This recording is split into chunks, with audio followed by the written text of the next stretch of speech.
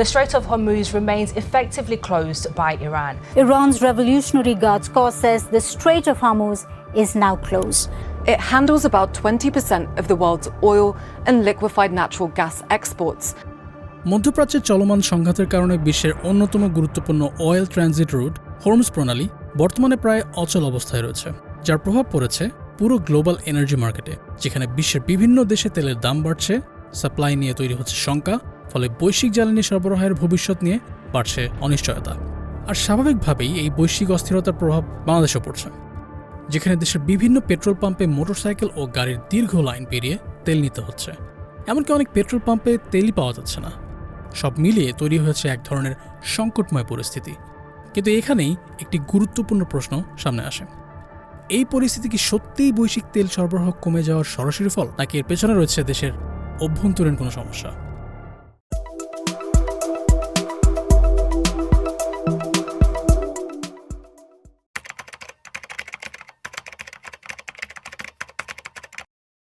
বাংলাদেশের শহরগুলোতে, বিশেষ করে ঢাকায়, গত কয়েক সপ্তাহ ধরে পেট্রোল পাম্পগুলোতে অস্বাভাবিকভাবে ভিড় দেখতে পাওয়া যাচ্ছে, যেখানে অনেক ক্ষেত্রে ঘন্টার পর ঘন্টা লাইনে দাঁড়িয়ে থেকেও পর্যাপ্ত তেল পাচ্ছে না সাধারণ মানুষ।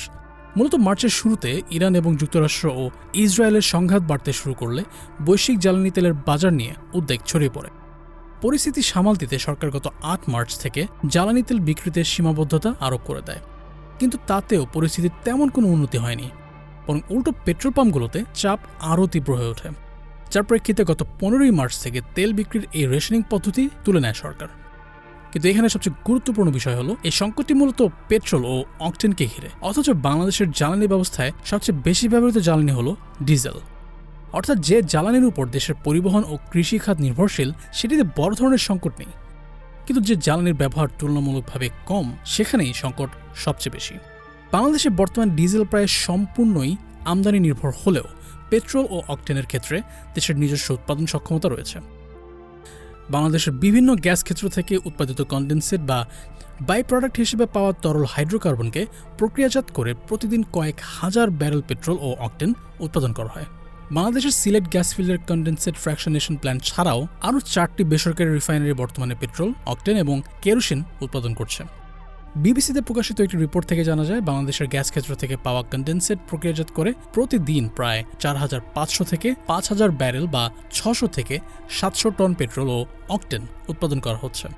অন্যদিকে গত ৩ এপ্রিল প্রকাশিত দৈনিক যুগান্তরের একটি রিপোর্ট থেকে জানা যায়, বাংলাদেশে বর্তমানে দৈনিক ১১৯৩ টন অকটেন এবং ১৪০০ টন পেট্রোলের চাহিদা রয়েছে।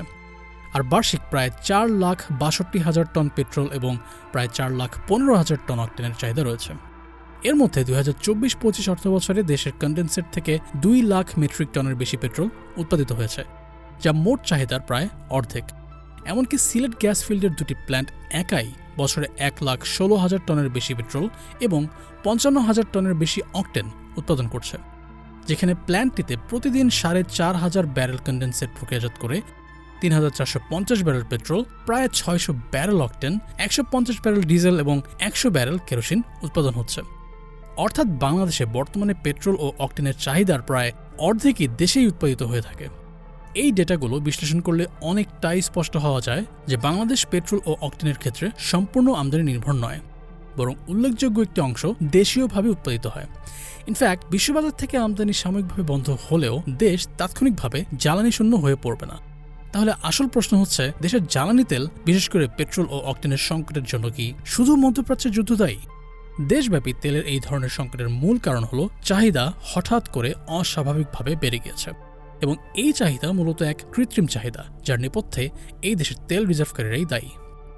বিবিসিতে প্রকাশিত একটি রিপোর্ট থেকে জানা যায়, দেশের পেট্রোল পাম্পগুলোতে আগে যেখানে প্রতিদিন ৫ থেকে ৬,০০০ লিটার তেল বিক্রি হতো, সেখানে এখন সেই সংখ্যা বেড়ে ২০ থেকে ৩০,০০০ লিটারে পৌঁছেছে। এর মূল কারণ, মানুষ আগে যেখানে ২ থেকে ৩ লিটার তেল কিনত, এখন সেখানে ৫ থেকে ১০ লিটার কিনছে। অর্থাৎ প্রয়োজনের চেয়ে বেশি তেল কিনে জমা রাখার প্রবণতা স্পষ্টভাবে দেখা যাচ্ছে। সরকারি তথ্য অনুযায়ী মে মাস পর্যন্ত দেশের জন্য পর্যাপ্ত জ্বালানি মজুত রয়েছে এবং নিয়মিত আমদানিও করা হচ্ছে। তারপরও যদি বাজারে তেলের সংকট তৈরি হয়, তাহলে সেটি সরবরাহের ঘাটতির কারণে নয়, বরং হঠাৎ করে বেড়ে যাওয়া চাহিদার কারণে। এই অস্বাভাবিক চাহিদাই মূলত বাজারে চাপ সৃষ্টি করছে এবং একটি কৃত্রিম সংকট তৈরি করছে। এই ধরনের আচরণ বাংলাদেশের জন্য নতুন কিছু নয়। এর আগেও বিভিন্ন সময় পেঁয়াজ, ডিম, ভোজ্য তেল মজুত করে কৃত্রিম সংকটের মাধ্যমে দাম বাড়ানোর ঘটনা বাংলাদেশে দেখা গিয়েছে। সম্প্রতি মধ্যপ্রাচ্যের যুদ্ধের কারণে জ্বালানি তেলের সংকটের খবর সামনে আসলে অনেকে একে তেলের সংকট ভেবেই সয়াবিন তেলের মজুত শুরু করে বাজারে আসলেই সয়াবিন তেলের সংকট তৈরি করে ফেলে। এমনকি ঢাকার বাজারে 5 লিটারের সয়াবিন তেলের বোতলও শেষ হয়ে যায়। অথচ ব্যবসায়ীদের মতে অন্তত 1 মাসের জন্য পর্যাপ্ত সয়াবিন তেলের স্টক ছিল এবং এর আমদানিও ছিল স্বাভাবিক। তবুও বাজারের সংকট তৈরি হয়েছিল।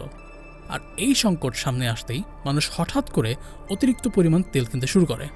কয়েক বছর আগেও বাংলাদেশের লবণের সংকট দেখা দিবে এই গুজব ছড়ানোর পর অনেক মানুষকে বস্তায় করে বাড়ির জন্য লবণ কিনে নিয়ে যাওয়ার ঘটনাও সামনে এসেছে।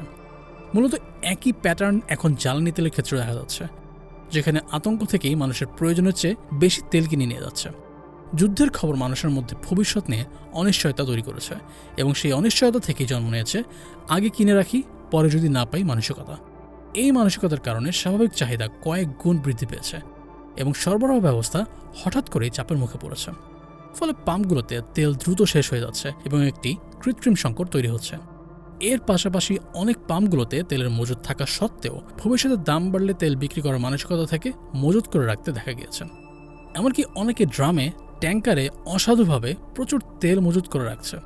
দৈনিক বাংলাদেশ প্রতিদিনের একটি রিপোর্ট থেকে জানা যায়, মার্চের শুরু থেকে এপ্রিল পর্যন্ত সারা দেশে 4,824টি অভিযান চালিয়ে মোট 3,72,000 লিটার তেল উদ্ধার করা হয়েছে। অর্থাৎ পাম্পের দীর্ঘ লাইন, মানুষের অতিরিক্ত ক্রয়, ব্যবসায়ীদের মজুত করে রাখা, কালোবাজারের সক্রিয়তা এবং ভয়ভিত্তিক আচরণ সব মিলিয়ে এই সংকট তৈরি হয়েছে। একদিকে বৈশ্বিক যুদ্ধজনিত অনিশ্চয়তা, অন্যদিকে স্থানীয় তৈরি আতঙ্ক এবং অতিরিক্ত মজুতের প্রবণতা তেলের সংকটকে আরও বাড়িয়ে চলেছে। তবে এই ক্ষেত্রে সরকার বারবার দেশের পর্যাপ্ত তেল থাকার কথা বললেও মজুতকারীদের ধরতে কিংবা পাম্পগুলোতে তেলের মজুত করে রাখা রোধ করে সরবরাহ নিশ্চিত করতে কোনো শক্ত অবস্থান না নেওয়ায় প্রায় 1 মাস পার হলেও এই সংকটের অবসান হয়নি।